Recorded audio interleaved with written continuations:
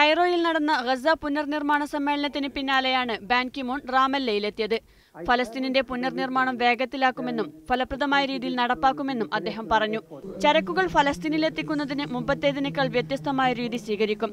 പുതിയ വഴികൾ ഏതെന്ന് വിശദീകരിച്ചില്ലെങ്കിലും ചരക്കെത്തുന്നുവെന്ന് UN ഉറപ്പുവരുത്തുമെന്ന് അദ്ദേഹം വ്യക്തമാക്കി. United Nations will make sure that there will be efficient and effective and quick delivery of goods. This will be different from a previous one. This has much more broader, comprehensive mandate.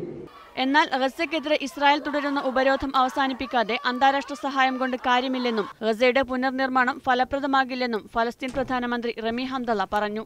الإسرائيلية على المسجد الأقصى يقودها المتطرفون والمستوطنون برعاية الحكومة الإسرائيلية. കൈറോയിലെ Gaza പുനർനിർമ്മാണ സമ്മേളനത്തിനിടെ $50 ലക്ഷം സഹായമാണ് ലഭ്യമായത്.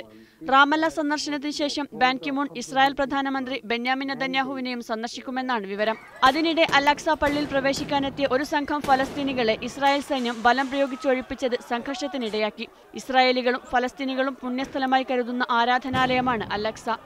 News desk media 1.